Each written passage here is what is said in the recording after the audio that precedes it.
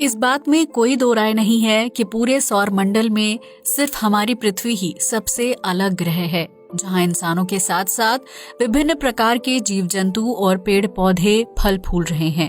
लेकिन आज से करोड़ों साल पहले पृथ्वी आज की तरह जीवनदायक नहीं थी, बल्कि यहाँ का तापमान इतना गर्म और सर्द हुआ करता था कि धरती पर किसी भी प्रकार के जीवन की कल्पना तक नहीं की जा सकती थी। ऐसे में ये सवाल खड़ा होता है कि आखिर पृथ्वी का जन्म कैसे हुआ और किस तरह से यहाँ जीवन की शुरुआत हुई थी। तो आइए बिना देर किए इस वीडियो के माध्यम से इन तमाम सवालों के जवाब तलाश करते हैं।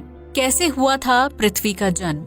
पृथ्वी की उत्पत्ति कैसे हुई थी, ये जानने से पहले हमें ये समझ लेना होगा कि आखिर ये सौर मंडल कैसे बना था, क्योंकि इस सौर मंडल की मौजूदगी की वजह से ही पृथ्वी समेत अन्य ग्रह अस्तित्व में आए थे जो निरंतर सूरज की परिक्रमा करते हैं। ऐसे में आज से लगभग 4.5 बिलियन साल यानी 450 करोड़ साल पहले सूर्य की जगह पर घने बादल हुआ करते थे जो धूल और विभिन्न गैसों से निर्मित हुए थे।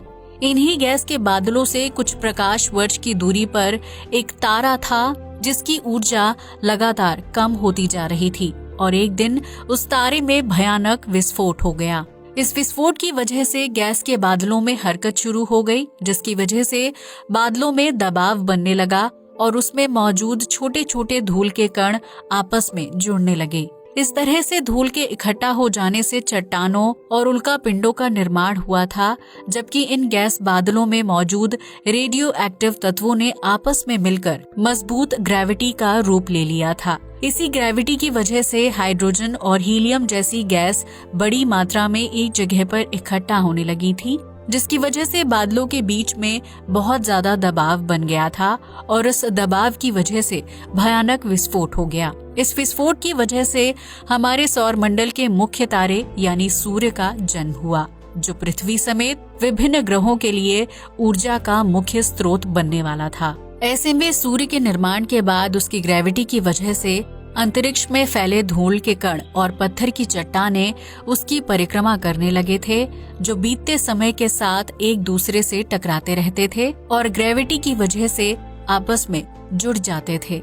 इस तरह धूल, मिट्टी और चट्टानों की वजह से पृथ्वी समेत बुध, शुक्र और मंगल जैसे चट्टानी ग्रहों का जन्म हुआ था, जबकि बादल और गैस के आपस में मिल जाने की वजह से बृहस्पति, शनि, यूरेनस और नेपच्यून जैसे ग्रह अस्तित्व में आए थे।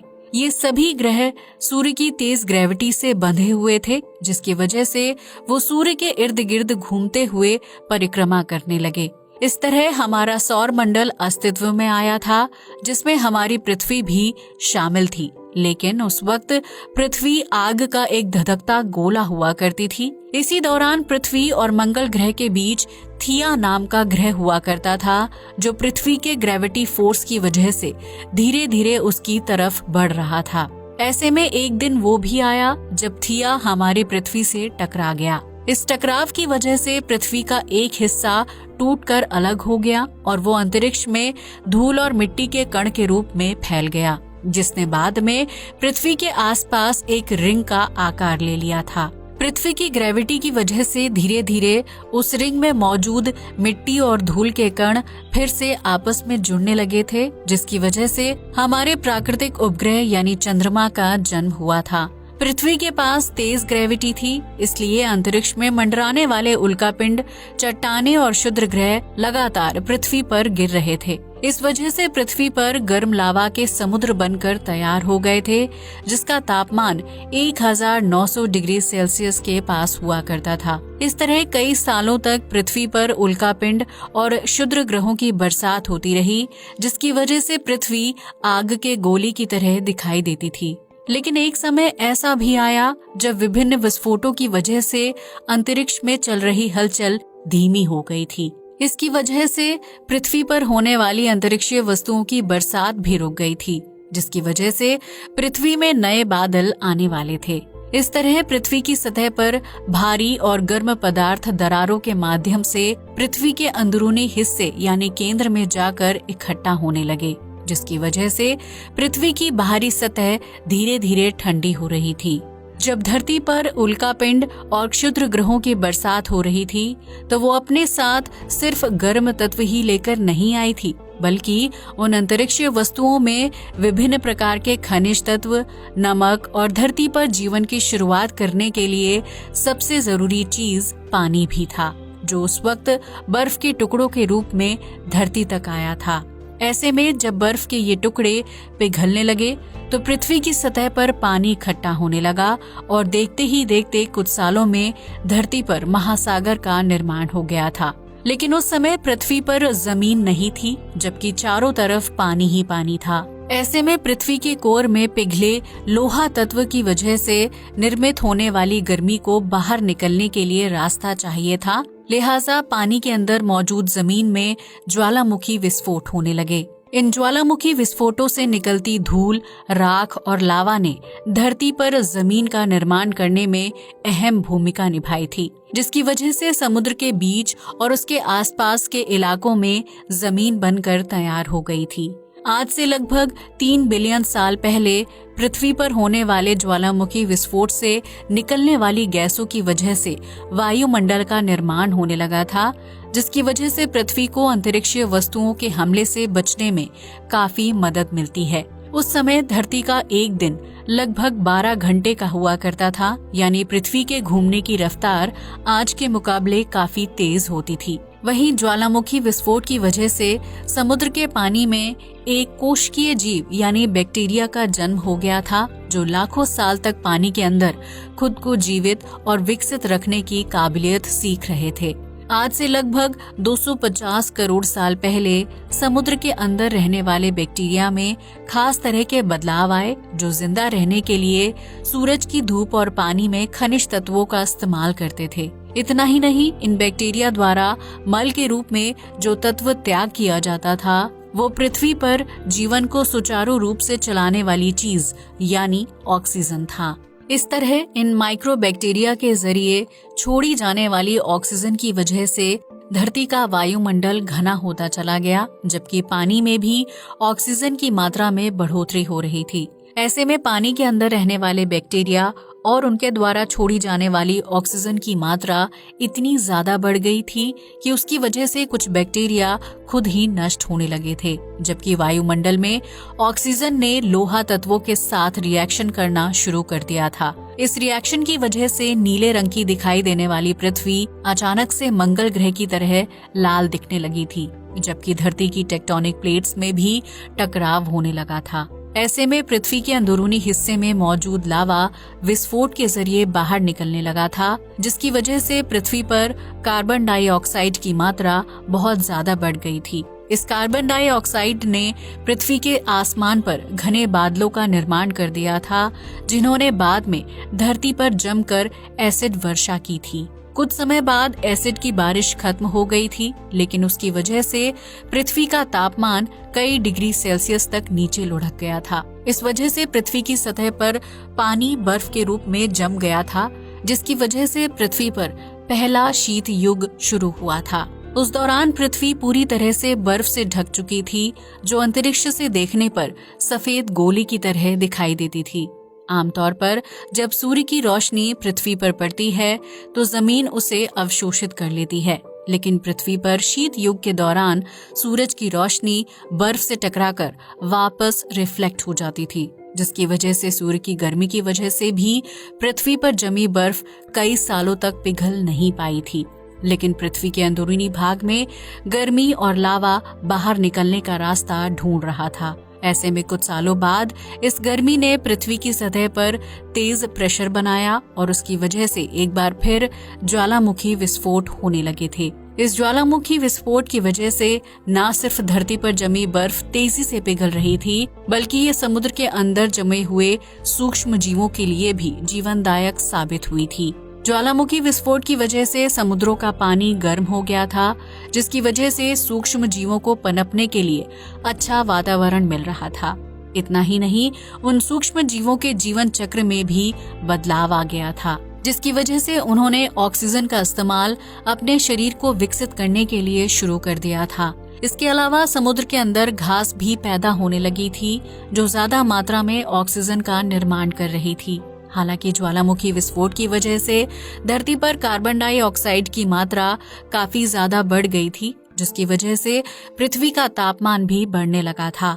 लेकिन कार्बन डाइऑक्साइड से बनने वाले बादलों की वजह से पृथ्वी पर एक बार फिर एसिड की बारिश हुई और इसकी वजह से पृथ्वी पर फिर से शीत युग की शुरुआत हो गई। इस तरह कई सालों तक धरती पर बर्फ जमने और पिघलने का सिलसिला चलता रहा, जिसकी वजह से समुद्र के अंदर रहने वाले सूक्ष्म जीव बदलते हुए तापमान में खुद को जीवित रखने का हुनर सीख चुके थे। इतना ही नहीं, हर शीत युग की समाप्ति के बाद इन सूक्ष्म जीवों के शारीरिक आकार और जीव चक्र में भी परिवर्तन आ रहा था, जिसकी वजह से एक समय ऐसा भी आया जब समुद्र से सूक्ष्म जीवों ने समुद्री जीवों का रूप ले लिया था। वो पानी में तैरते थे, शिकार करते थे और समुद्री जंगल को बढ़ाने में अहम भूमिका निभाते थे, जिसकी वजह से समुद्र के अंदर पैदा होने वाली घास ने ज्यादा ऑक्सीजन का निर्माण करना शुरू कर दिया था।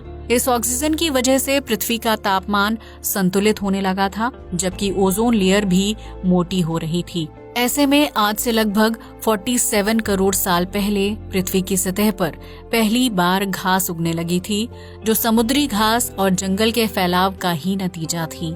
इस तरह कुछ समय बाद पृथ्वी की सतह पर घास ने पौधों और फिर पेड़ों का रूप ले लेना शुरू कर दिया था, जिसकी वजह से पृथ्वी पर जंगलों का निर्माण हुआ और हमारा ग्रह हरा भरा दिखाई देने लगा। आज से लगभग 38 करोड़ साल पहले समुद्र और पानी में रहने वाले जानवर बाहरी दुनिया को देखने के लिए उत्सुक होने लगे, लिहाजा उन्होंने जलीय जीवन को छोड़कर जमीन पर रहने का फैसला किया। जमीन पर रहने की वजह से उन जीवों के शारीरिक बनावट और खान पान की आदतों में बदलाव आने लगा, जिसकी वजह से कुछ जीव शाकाहारी बने तो कुछ मांस खाकर अपना पेट भरते थे।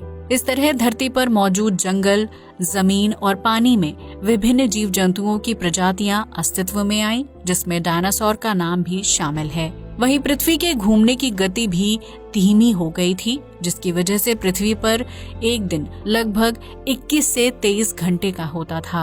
धरती पर जानवरों के विकास का क्रम लगातार जारी था, जिसकी वजह से डायनासोर की अलग अलग प्रजातियां अस्तित्व में आईं। कुछ डायनासोर शाकाहारी थे तो वहीं कुछ डायनासोर दूसरे जीवों का शिकार करके उन्हें खाते थे।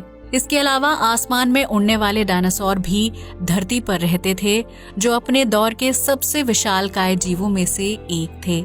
लेकिन आज से लगभग 6.5 करोड़ साल पहले अंतरिक्ष में तेज गति के साथ एक उल्कापिंड धरती की तरफ बढ़ रहा था, जो डायनासोर के अंत का मुख्य कारण बन गया था।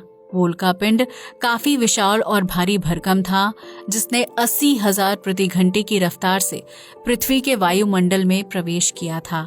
उल्कापिंड के धरती के वायुमंडल में प्रवेश करते ही उसमें तेज आग लग गई, जिसकी वजह से जब वो पृथ्वी से टकराया तो उसकी वजह से भयानक विस्फोट हुआ था। इस विस्फोट की वजह से बहुत ही भयानक रेडिएशन बाहर निकली थी, जबकि पृथ्वी पर हरियाली और जंगल आग के चपेट में आने लगे, धू धू कर जलने लगे थे। ये रेडिएशन इतनी ज्यादा थी कि वर्तमान में अगर 10 करोड़ न्यूक्लियर बमों को एक साथ विस्फोट किया जाए तो उतनी ऊर्जा बाहर निकलेगी। इस विस्फोट और रेडिएशन की चपेट में आने की वजह से डायनासोर प्रजाति का अंत हो गया था, जबकि धरती पर एक बहुत बड़ा गड्ढा बन गया था। इस गड्ढे से निकलने वाली धूल और पत्थर उछलकर आसमान में चले गए थे, जो विस्फोट के कुछ घंटे बाद वापस धरती पर आग के गोले बनकर बरसे थे और उन्होंने उड़ने वाले डायनासोर की प्रजाति को खत्म करने का काम किया था। इस उल्कापिंड के टकराव की वजह से धरती पर लगभग 80% जीवन पूरी तरह से खत्म हो गया था, जबकि हर जगह भूकंप के तेज झटके और ज्वालामुखी विस्फोट हो रहे थे। इस भयानक त्रासदी में सिर्फ जमीन के अंदर रहने वाले जीव जिंदा बच पाए थे, जिन्होंने आगे चलकर धरती पर एक बार फिर जीवन की शुरुआत करने में अहम योगदान दिया था। ये जीव पृथ्वी के वायुमंडल के ठंडा हो जाने के बाद जमीन से बाहर निकले थे, जिन्होंने जीवित रहने के लिए मृत जानवरों के सड़े गले मांस को खाना शुरू कर दिया था। इस तरह कई सालों बाद धरती के आसमान से विस्फोट के भयानक बादल हटे और जमीन पर सूर्य की रोशनी पहुंची, जिसकी वजह से पेड़ पौधे फिर से विकसित होने लगे, जबकि धरती पर 20% जीवों में शारीरिक बदलाव आ रहे थे। इस तरह लाखों साल बाद पृथ्वी का वातावरण फिर से जीवन योग्य हो चुका था, जबकि धरती पर इंसानों के पूर्वज यानी बंदर अस्तित्व में आए थे। इसके बाद बंदर विकसित होते चले गए और आदि मानव बनने के बाद हम इंसानों में परिवर्तित हो गए थे। अब तो आप समझ ही गए होंगे कि सौर मंडल और पृथ्वी का निर्माण कैसे हुआ था। आज के लिए बस इतना ही। जय हिंद दोस्तों।